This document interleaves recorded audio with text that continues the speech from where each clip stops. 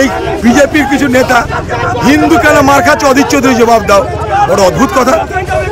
আমি মুর্শিদাবাদে বেঁচে থাকতে আমি মুর্শিদাবাদের দাঙ্গা হতে দেব না, মুর্শিদাবাদের দাঙ্গা রুখবো। তার জন্য যেখানে যেতে হয় সেখানে যাব। জবাব যাদের দিতে হবে তাদের কাছে জবাব চাও, নাটক করে লাভ নাই। আমি আসছি পেশেন্ট দেখতে, হাসপাতালের মধ্যে অধীর চৌধুরী গো ব্যাক, আর হিন্দু কেন মার খাচ্ছে অধীর চৌধুরী যা জবাব দেবে।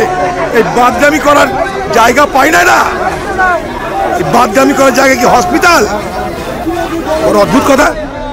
আমি জবাব দেবো কোথায় কি হচ্ছে। শক্তিপুরে থেকে কিছু মানুষ হাসপাতালে ভর্তি হয়েছে। আজকে ওখানটা একটা সাম্প্রদায়িক উত্তেজনা হয়েছে। সেই সাম্প্রদায়িক উত্তেজনার কারণে শক্তিপুরের কিছু মানুষ আহত হয়ে হাসপাতালে ভর্তি হয়েছে। আমি সেখানে তাদেরকে দেখতে আসছি। আমি মালদা থেকে ফেরার পথে রাস্তায় খবর পেলাম, তাদেরকে হাসপাতালে দেখতে আসছি। তারা কেমন আছে না আছে, চিকিৎসা তাদের ঠিক মতো হচ্ছে কিনা সেই জন্যে। এবার হাসপাতালে ঢুকতে এই বিজেপির কিছু নেতা হিন্দু কেন মার খাচ্ছে অধীর চৌধুরী জবাব দাও। বড় অদ্ভুত কথা।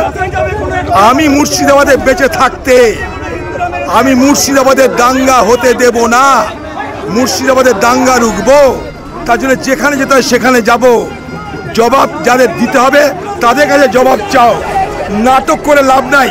আমি আসছি পেশেন্ট দেখতে, হাসপাতালের মধ্যে অধীর চৌধুরী গো ব্যাক, আর হিন্দু কেন মার খাচ্ছে অধীর চৌধুরী যা জবাব দেবে। এই বাদগামি করার জায়গা পাই না।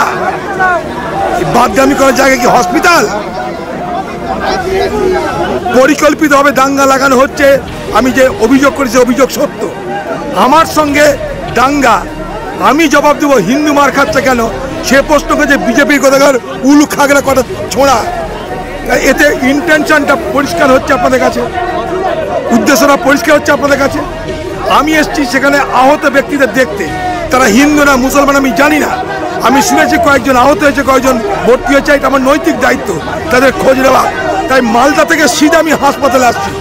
এখন পর্যন্ত বাড়িও যায়নি, সিধা হাসপাতাল মালদা থেকে। আমি আজকে ইলেকশন কমিশনের সাথে কথা বলেছি। সেই শক্তিপুরে ব্যাটালিয়ান পাঠানো হয়েছে। একটা ব্যাটালিয়ান মালদা থেকে আসছে, আবার একটা এক্সট্রা ব্যাটালিয়ান ব্যারাকপুর থেকে যাচ্ছে। সেখানকার ওসির বিরুদ্ধে আমাদের অভিযোগ হয়েছে। ওসিকে সাসপেন্ড করানোর চেষ্টা করা হয়েছে। সেখানটায় এসপি নিজে গেছে সেখানটায়। আমি ইলেকশন কমিশনের কন্টিনিউ যোগাযোগ রাখছি, সেখানে সেন্ট্রাল ফোর্স পাঠানোর ব্যবস্থা করছি। বড় অদ্ভুত কথা। আমি জবাব দেবো কোথায় কি হচ্ছে।